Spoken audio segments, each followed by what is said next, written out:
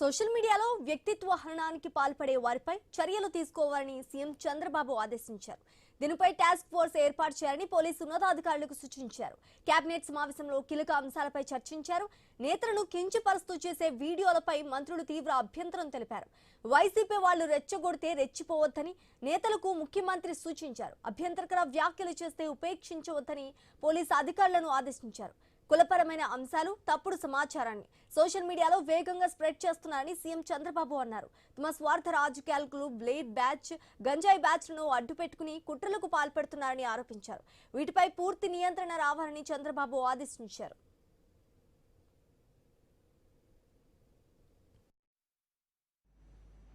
ఈ social media ఒక ఇబ్బందికరమైన ఒక రోగంగా మారిపోయింది సమాజానికి. It is emerging as a disease.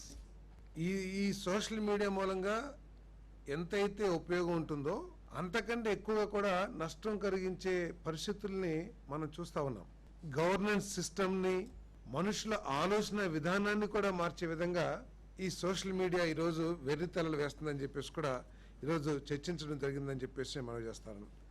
ఒక రాష్ట్ర స్థాయి సోషల్ మీడియా రెస్పాన్స్ సెల్ని ఒకటి ఏర్పాటు చేయమని చెప్పారు. అదేవిధంగా సోషల్ మీడియా దుర్వినియోగం జరుగుతున్నట్లు ఆరోపణలు పరిష్కరించడానికి రాష్ట్ర స్థాయి టాస్క్ ఫోర్స్ కూడా ఏర్పాటు చేయమని చెప్పడం జరిగింది.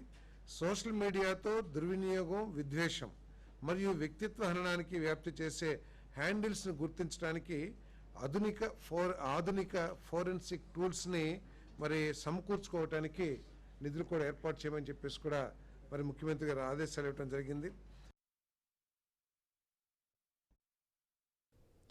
రాష్ట్రాన్ని ఆర్థికంగా బలోపేతం చేసి సుస్థిర అభివృద్ధి సాధించడంపై మంత్రివర్గ సమావేశంలో విస్తృత చర్చ జరిగినట్లు మంత్రి పార్థసారథి తెలిపారు. అజెండాలోని 30కి పైగా అంశాలకు కేబినెట్ ఆమోదం తెలిపినట్లు వివరించారు. గ్రామాల్లో 9,355 కోట్లతో 10 multi village drinking water schemes కు మంత్రివర్గం ఆమోదం తెలిపినట్లు పార్థసారథి తెలిపారు. విశాఖలో ఎన్ఐఏ ప్రత్యేక కోర్టు ఏర్పాటుకు కేబినెట్ అనుమతి ఇచ్చినట్లుగా చెప్పారు. 50 కోట్లతో పర్యాటక ప్రచారానికి మంత్రివర్గం ఆమోదం తెలిపిందని స్పష్టం చేశారు. నెల్లూరులోని ఐటీసీ హోటల్, కడపలో మాధవి హోటల్, విజయవాడలో సరోవర్ పోర్టికో హోటల్ కు ప్రోత్సాహాలు ఇచ్చేందుకు కేబినెట్ అంగీకారం తెలిపినట్లుగా చెప్పారు.